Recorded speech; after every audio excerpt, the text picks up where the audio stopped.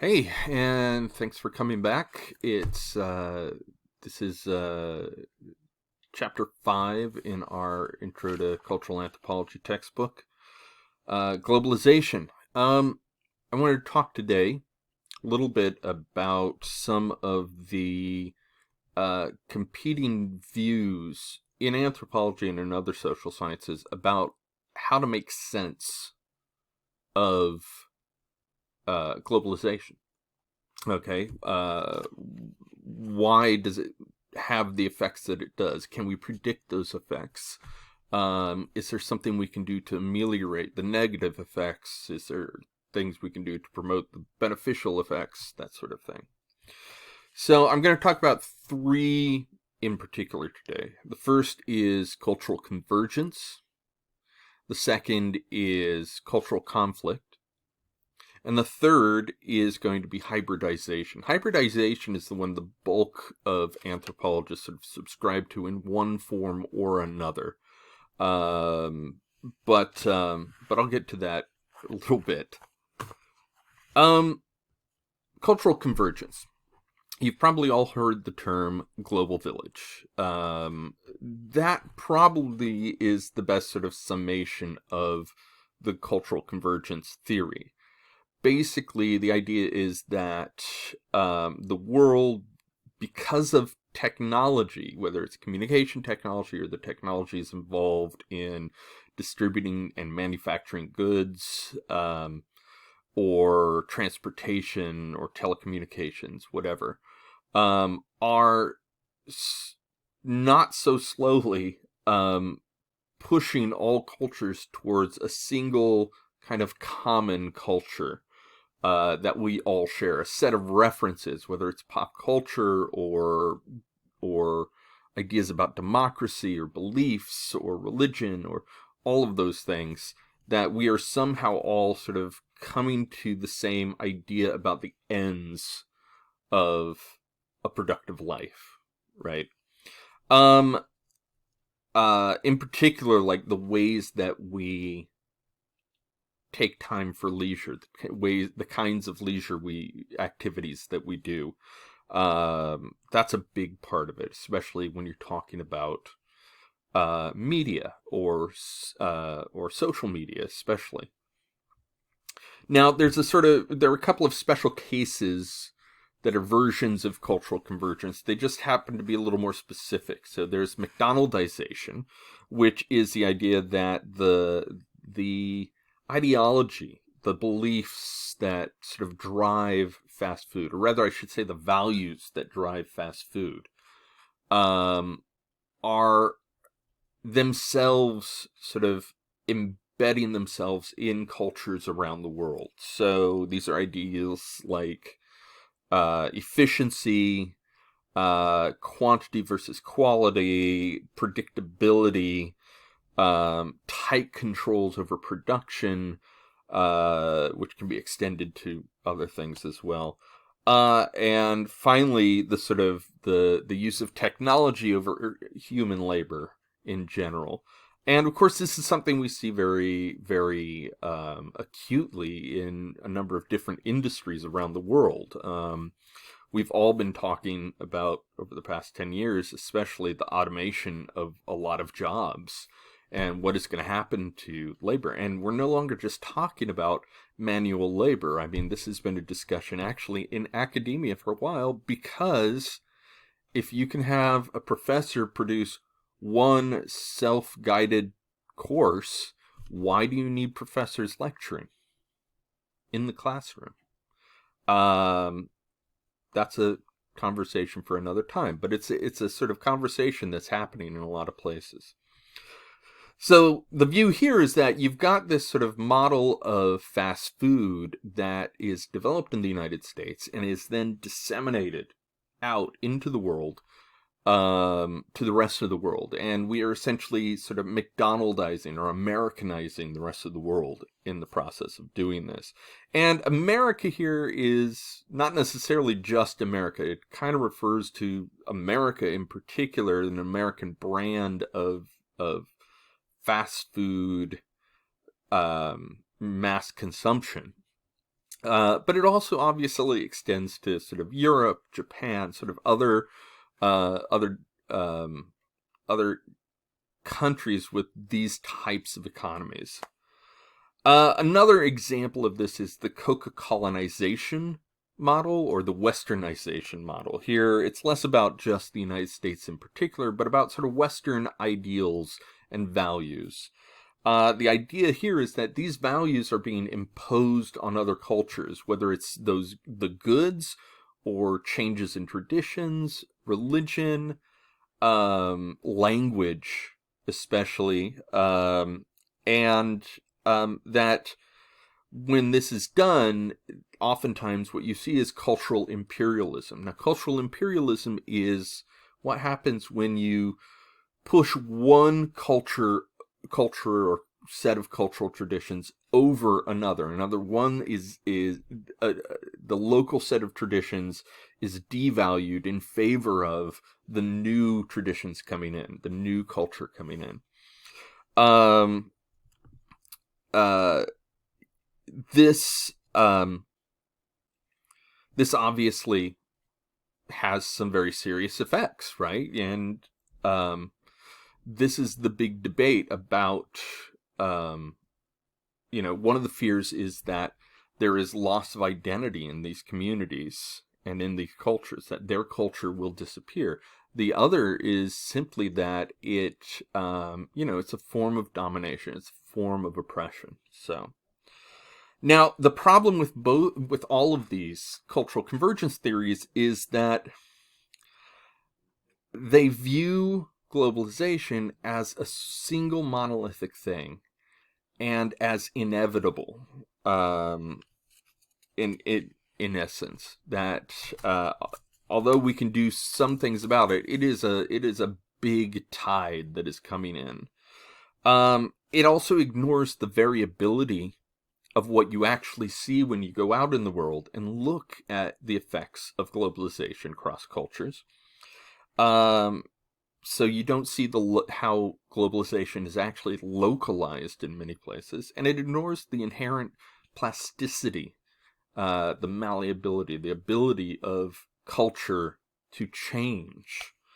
In essence, it's essentially a very strong Oedic view of globalization. So it takes the point of view of the Western American sort of culture looking out at the effects of globalization, and it is limited to that. It doesn't actually look at the local experiences very closely. Obviously, a lot of anthropologists find this very problematic. So you won't find a lot of anthropologists necessarily who push cultural convergence theories. Now, cultural conflict, on the other hand, is also sometimes referred to as a clash of cultures. Now, it's kind of an extreme version of cultural convergence. What it's saying is there is this inevitable tide of globalization that carries with it a number of American, or you might say Euro-American, ideals and values. Democracy of a certain kind, freedom, free enterprise, these sorts of ideas. And the idea is that this tide is coming around the world. It is happening.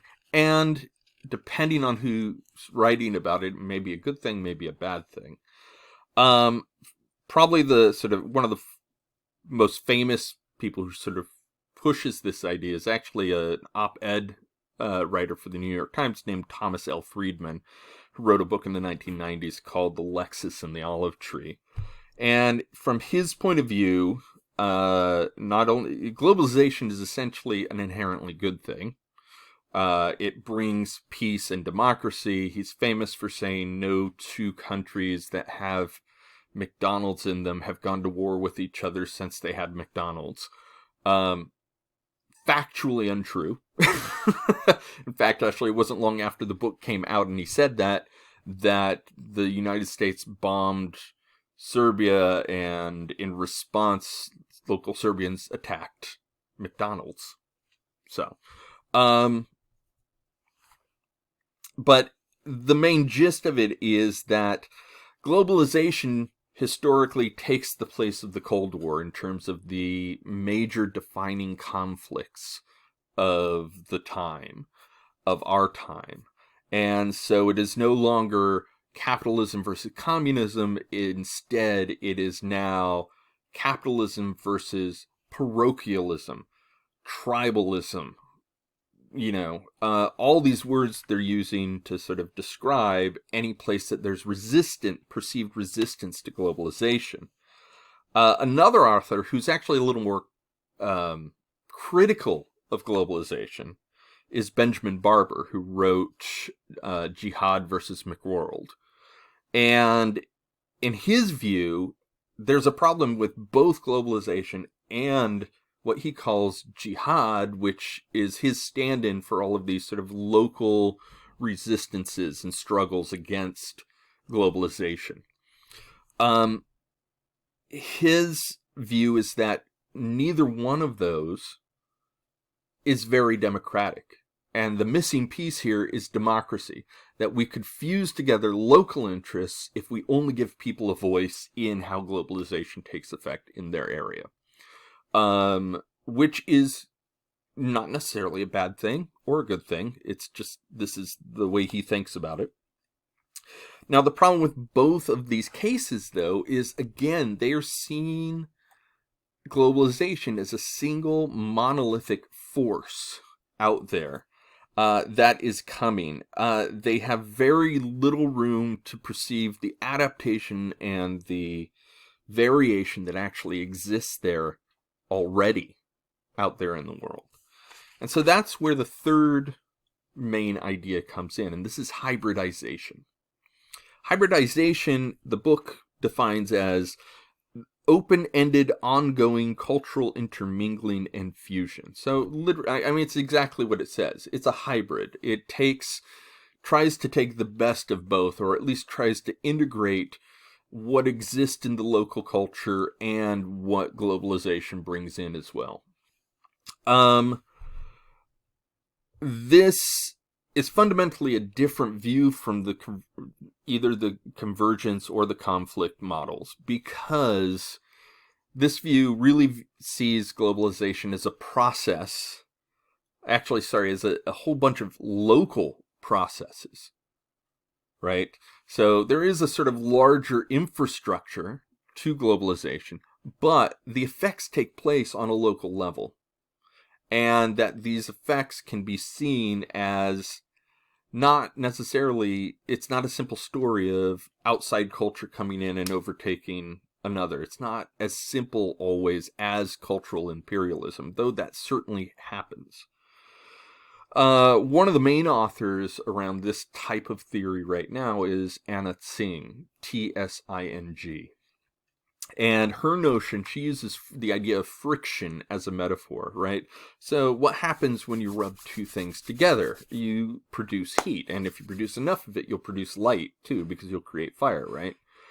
It's like rubbing two sticks together. To her, friction is what happens when local and global interactions occur.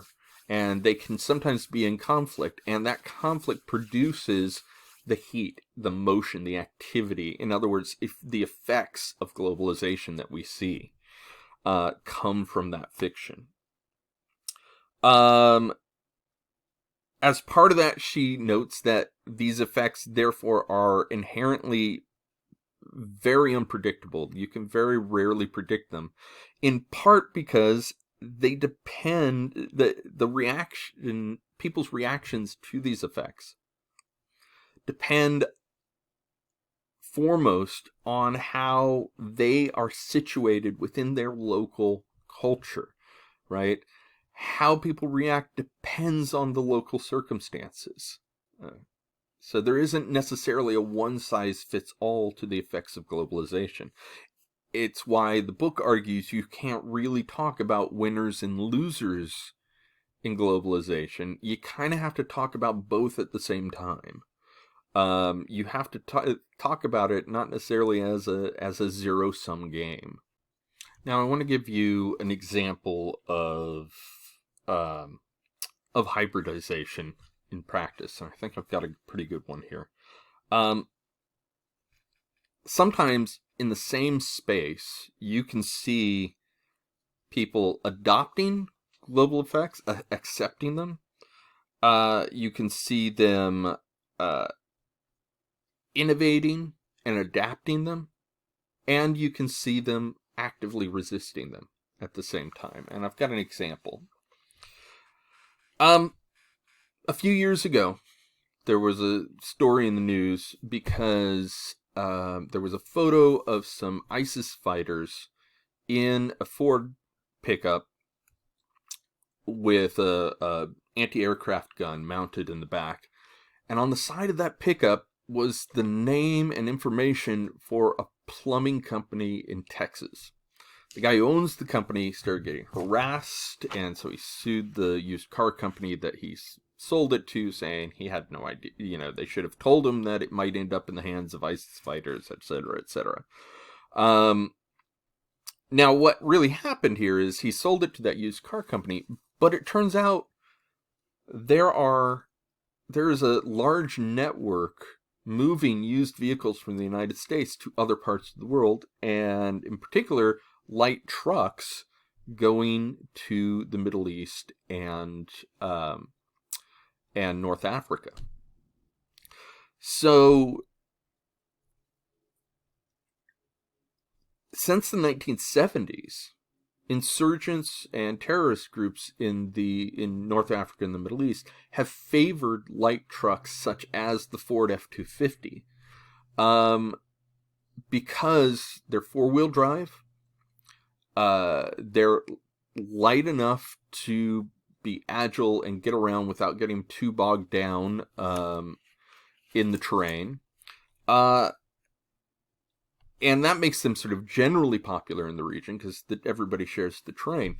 But in particular for insurgent groups and terrorist groups, the flatbed can be adapted to mount weapons. So it's very easy to convert a pickup truck into a mobile weapon platform. One that's extremely fast and light and agile, which means it's perfect for guerrilla fighting. Drive in, shoot, attack, move positions, shoot again, or leave, right? It's a very effective tool. Now, so what, you're saying? I mean, other than the trade routes sort of getting it there, how does this have to do with hybridization? Well, you've got these trucks as part of this global network, and ISIS is accepting this global network and adopting it. They're saying, we see some value in this. We're going to take these trucks. We're going to use the resources we have and buy those trucks. Then they're adapting those trucks to their own local needs. Okay, they're innovating these weapons, these mobile weapons. Finally, they are doing that all in the service, at least ostensibly, in order to resist Western influences. Okay, so you've got all three things happening there at the same time. So the story of globalization is often this complex, if not more so. It goes back to Singh's point that you cannot necessarily predict the effects of globalization in any one place on any one group, but you will be able to predict the fact that it will be rooted in their local, particular cultural circumstances and historical and political. There's a lot to take in. So making big pronouncements about the nature of globalization, the way that convergence and conflict theories do, ignores all of that. And it makes it too easy to miss some important facts on the ground. Now, hybridization theory is not without its critics either, so I'll sort of close out with the main criticism of this, and one that I think most anthropologists recognize and share. Hybridization theory is kind of the position most anthropologists take on globalization at this point. But the critics say, look, not all hybridizations are equal. Cultural imperialism does happen. It does happen. And the directions of these flows matter. Who has the ability to resist in reality is important. Most hybridizations that people point to don't actually affect the powers of the larger structures of inequality that globalization sets up. They don't necessarily switch the power dynamics in any way. And so there is still an element of globalization that creates these inequalities, or at least can exacerbate them, while solving some other ones. So whether globalization is good or bad, or as book puts it, who are the winners, who are the losers, that's the wrong question. You always need to be thinking, well, what are the effects in this place at this time in this culture? And why are they that way? So I think I'll just leave you with that. Please comment below. I'd love your comments. Do you agree? Do you disagree? Do you think I should have done this on a different topic? Whatever you think, please feel free to chime in. I will try and get on there and also keep up with it as well. Otherwise, until next time, stay safe.